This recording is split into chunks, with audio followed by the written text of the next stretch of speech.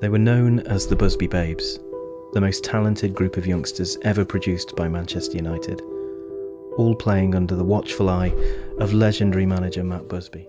የካቲት 6 ቀን 1958 ነው። በሙኒክ ሰማይ ስር የወደቀው በረዶ ተራ ዝናብ አልነበረም። ያ በረዶ የአንድን ትውልድ ህልም የቀበረ፣ የእግር ኳስ ታሪክን አቅጣጫ የቀየረና የታላቁን ማንቸስተር ዩናይትድ የጀርባ አጥንት የሰበረ ጥቁር መጋረጃ ነበር።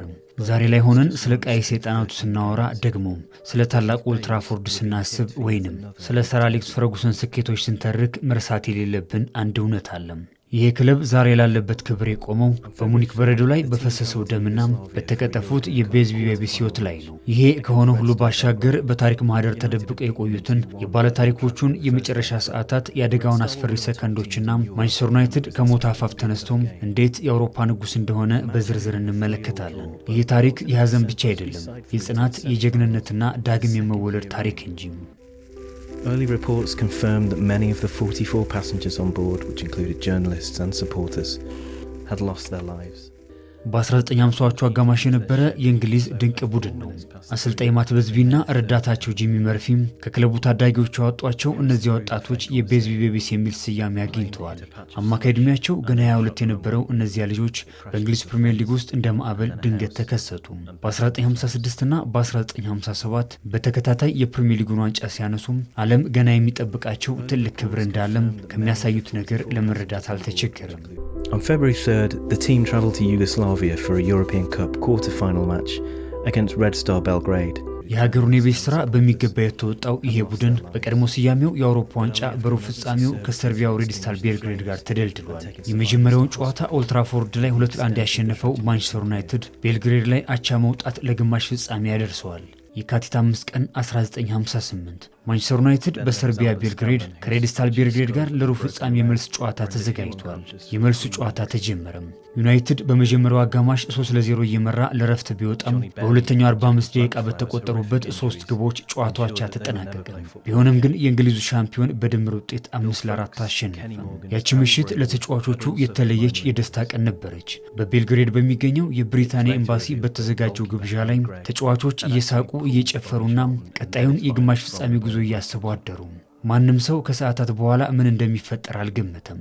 የተደገሰለትን ቀድሞ ያልተረዳው አምበሎ ሮጀር ባይረን አሁን ወደ እንግሊዝ አምርተን ታሪክ መስራት ብቻ ነው የቀረን በማለት ጓደኞቹን በማበረታታት ላይ ይገኛል። Their plane had landed in Munich to take on fuel before starting the final leg of the journey back to Manchester.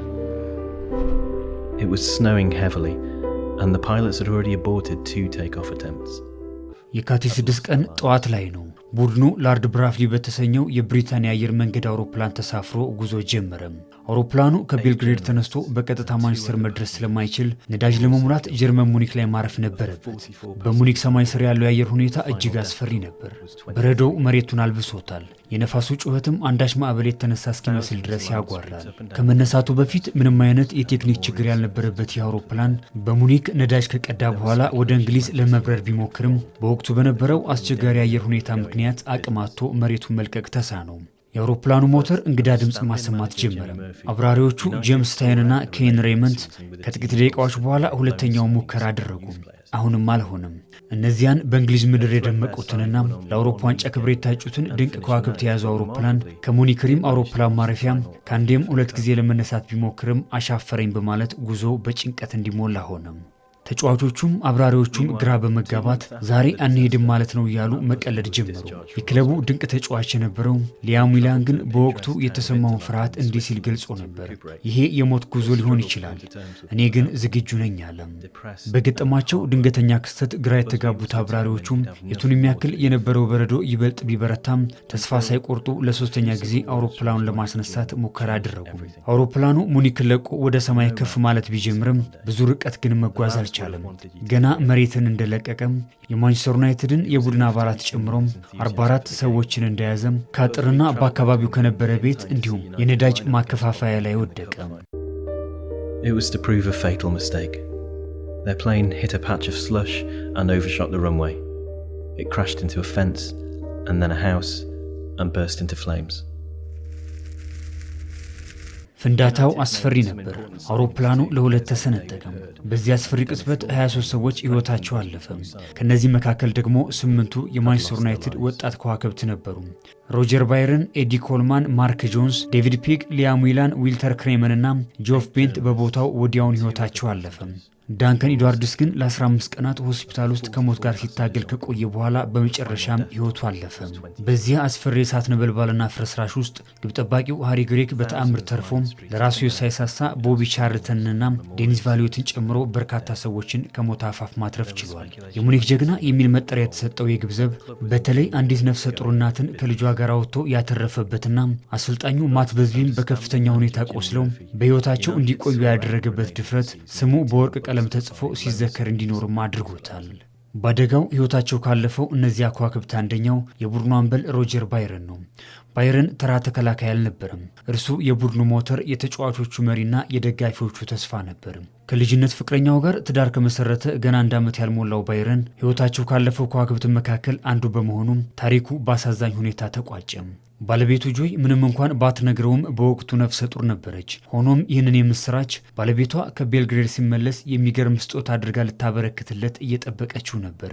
እሱ ግን ለመጀመሪያ ጊዜ የልጅ አባት ሊሆን መቃረቡን የሚያበስረውን የምስራች እንኳን ሳይሰማ በዚያው ቀረም። አባቱን የማየት ዕድል ያልገጠመው ልጁም ከአደጋው ከ8 ወራት በኋላ ይችን ዓለም ተቀላቀለ።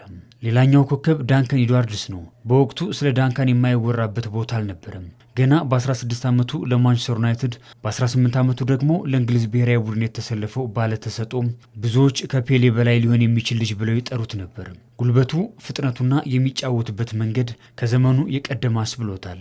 እነዚህ ወጣቶች በአውሮፓ መድረክ እንግሊዝን ወክለው ሲነሱ መላው ዓለም ብዙ ተስፋ ቢያደርግባቸውም በዚያች ጎዶሎ ቀን ግን ህልማቸው ባጭር ተቋጨ።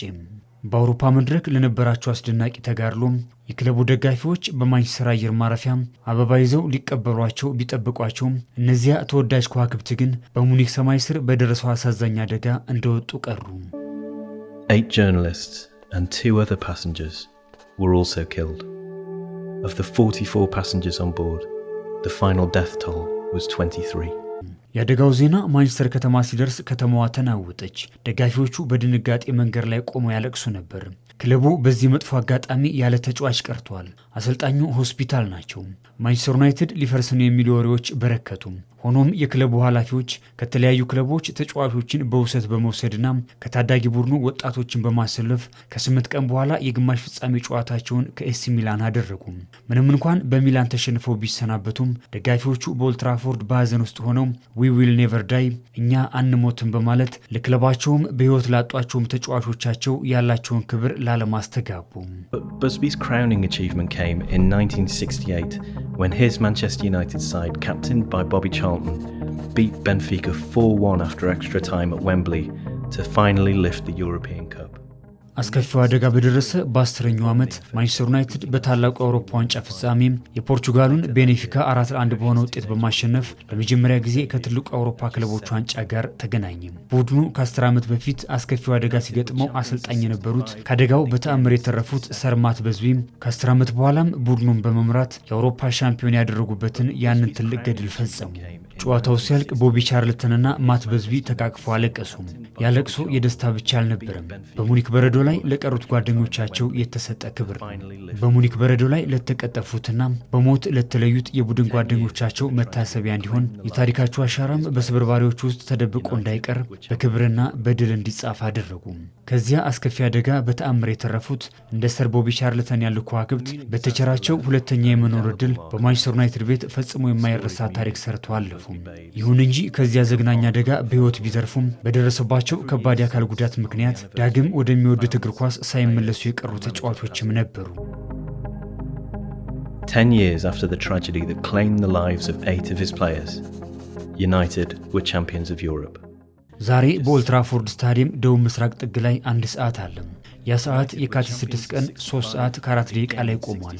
አደጋው የደረሰበትን የሚያስታውስ መሆኑ ነው። በየዓመቱ በዚሁ ቀን ደጋፊዎች ይሰባሰባሉ።